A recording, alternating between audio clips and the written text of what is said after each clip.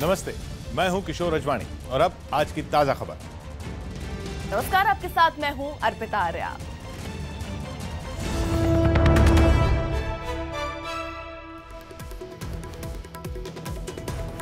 प्रणव उपाध्याय बड़ी खबर दे रहे हैं। सीमा पर चल रही तनातनी के बीच चीन ने एक बार फिर डोकलाम पर अपना अधिकार जताया। चीन ने धमकी भरे लहजे में कहा कि वो अपनी सीमाओं से कोई समझौता नहीं करेगा। हालांकि इस बीच चीन ने ये संकेत भी दिए कि राष्ट्रीय सुरक्षा सलाहकार अजीत डोभाल के बीजिंग दौरे पर दोनों देशों के बीच द्विपक्षीय वार्ता हो सकती है।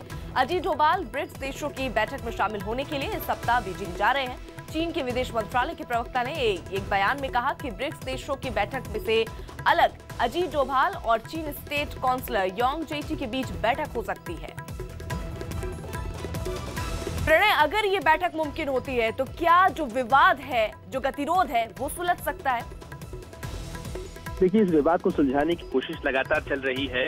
दोनों तरफ से डिप्लोमेटिक एंगेजमेंट्स भी हैं, बातचीत के गलियारे भी खुले हुए हैं, लेकिन चीन की बौखलाहट ये बढ़ती चली जा रही है कि वो इतना बड़ा देश है, P5 का देश है, और वो लगातार इस तरीके के बयान दे रहा है। उसके बावजूद भारतीय सैनिक डोकलाम के इलाके से खाली नहीं कर रहे हैं, और वो लगातार उसके बयानों का तीखापन ये बताता है कि उसकी घबराहट या बौखलाहट किस तरीके से, क्योंकि उसको अपनी जनता के सामने भी ये दिखाना है कि वो इतना बड़ा मुल्क होने के बावजूद क्यों आखिर इस मामले को नहीं सुलझा पा रहा। क्योंकि उसने शुरुआत से ही इस बातचीत को पूरा जो पिच दिया था उसमें वो खुद ही इस बात को चाइना जो बीजिंग है वो काफी आगे तक ले जा चुका है, और अब ऐसे में उसके सामने चुनौती ये है कि वो आखिर इतना आगे जाने के बाद यू टर्न कैसे ले, और यही गलियारा निकालने की कोशिश होगी जब ब्रिक्स NSA की बैठक होगी 27-28 तारीख को जुलाई को, यानी 2 दिन बाद।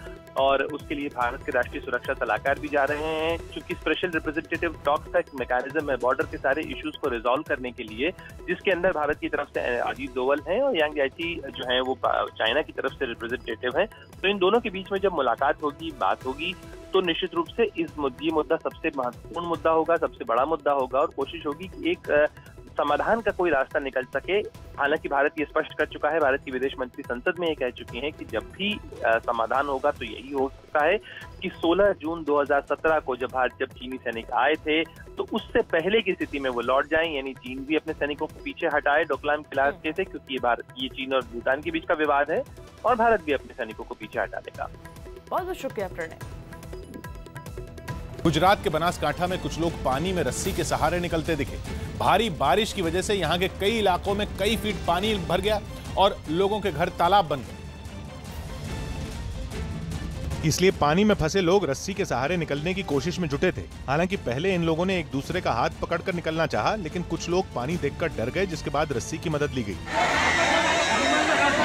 ये तस्वीर गुजरात के बनासकांठा की है, जहां मूसलाधार बारिश के बाद कई फीट पानी भर गया। पानी से बचने के लिए लोग ऊपरी मंजिल पर पहुंच गए, क्योंकि नीचे का हिस्सा लबालब हो चुका है। बनासकांठा के ज्यादातर इलाके पानी की चपेट में हैं। सड़कें टूटने की वजह से गाँव में संपर्क खत्म हो गया। कुछ इलाकों में गलियां नदी बन चुकी हैं। बनासकांठा के धनेरा में इतना पानी आया कि गाड़ियां डूब गयी।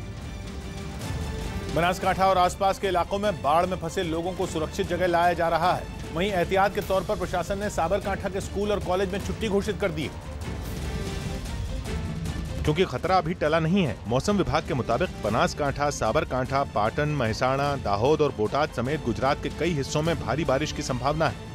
अहमदाबाद में भी बारिश के बाद निचले इलाकों में पानी भर गया। सड़कों का पता नहीं चल रहा है। पार्क में बैठने की कुर्सियां डूब गयी। अहमदाबाद में ऐसे भी इलाके हैं जहां घरों के अंदर तक पानी पहुंच चुका है। यहाँ 3 मंजिला इमारत का हिस्सा गिरने से एक आदमी की मौत हो गई। इसलिए भारी बारिश की चेतावनी की वजह से अहमदाबाद के कुछ स्कूल में छुट्टी घोषित कर दी गई। इस बीच मौसम विभाग के अलर्ट के बाद प्रशासन भी हालात पर नजर बनाए हुए है।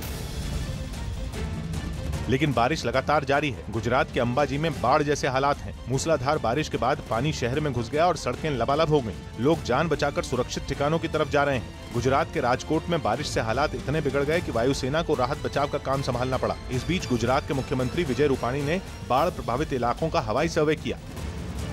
बारिश के बाद बिगड़े हालात पर गुजरात सरकार नजर बनाए हुए है और बड़े अधिकारियों के साथ मुख्यमंत्री खुद बैठक कर रहे हैं। गुजरात सरकार के मुताबिक बारिश में अब तक 70 लोगों की मौत हो चुकी है। गुजरात के बाढ़ प्रभावित इलाकों में NDRF की 10 टीम तैनात है। अब तक 7000 लोगों को सुरक्षित जगह पहुंचाया गया है। बचाए गए लोग मोरबी, राजकोट, सुरेंद्रनगर, बनासकांठा और अहमदाबाद के हैं, जबकि पानी भरने की वजह से 19 हाईवे और 102 सड़कें बंद हैं।